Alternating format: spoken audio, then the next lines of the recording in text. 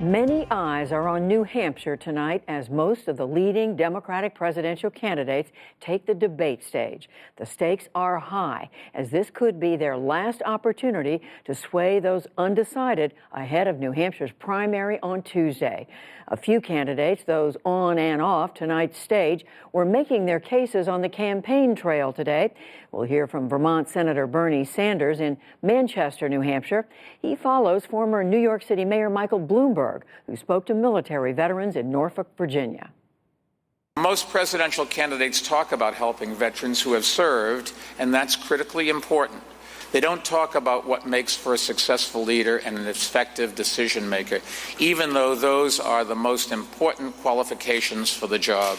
They don't have any experience leading large organizations or making hard decisions. And most of them are legislators, not executives. We got a former mayor of New York City who has a record, every reason in the world he's entitled to run for president. No problem with that. Smart guy. But he is spending hundreds and hundreds of millions of dollars to buy the election. There is something wrong with that. And to give us a sense of what is happening on the ground in New Hampshire is our own Lisa Desjardins. She joins us from Manchester.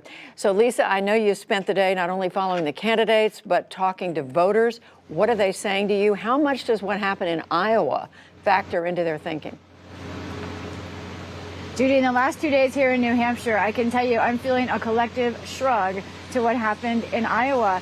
Really, New Hampshire voters don't seem to care too much, though I will say if you look at the polls, it does seem that the two leaders in Iowa, Bernie Sanders and Pete Buttigieg, seem to have gone up by a few points here in New Hampshire. When you talk to voters, they're more tuned into what's happening in this state, and a lot is happening, Judy. By NewsHour's count, some 64 candidate events have happened in this state since the Iowa caucuses.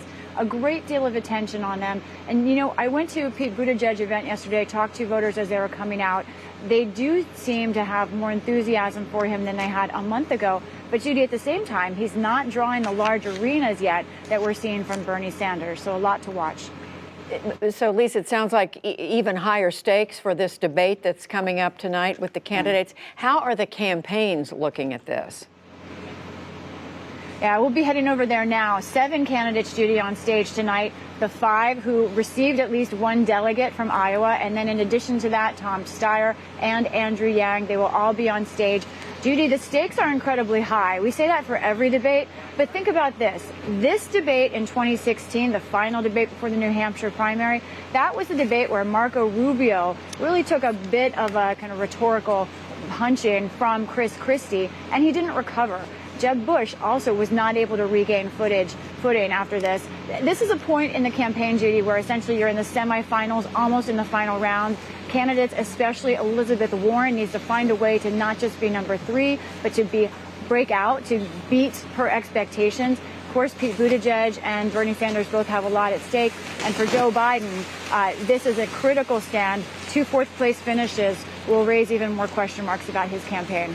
Well, let's talk a little bit.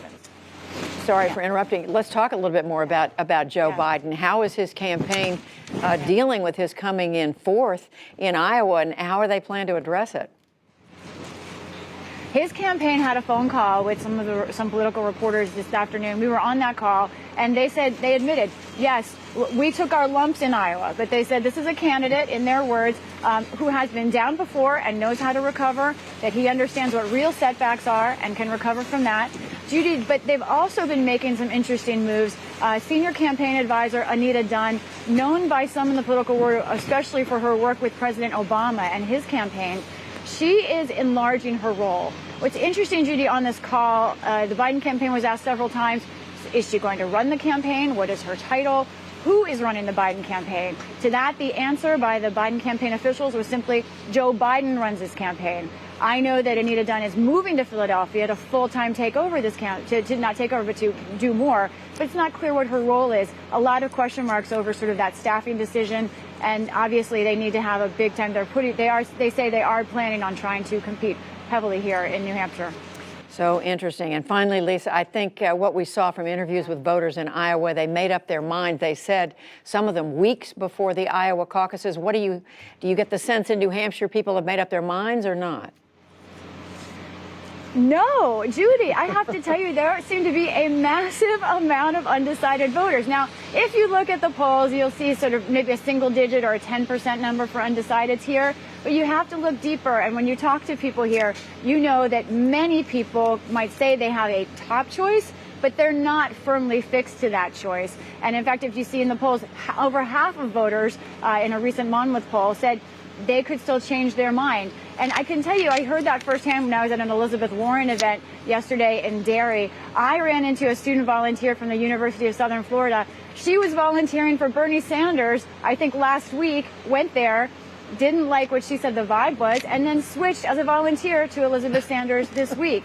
Similarly, Judy, right? And similarly, Andrew Yang, at one of his events I went to yesterday, he asked people to raise their hand if they are in the Yang gang. And even though he had a good-sized crowd, really maybe 8% of the people there raised their hands.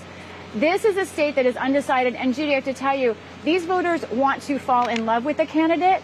And right now, they haven't found the person they're in love with yet. Great reporting, Lisa Desjardins, as always. I see you've got a coat and hat on. I'm bringing my coat coming up tomorrow. Yes. Can't wait. See Yes. you there. See you there.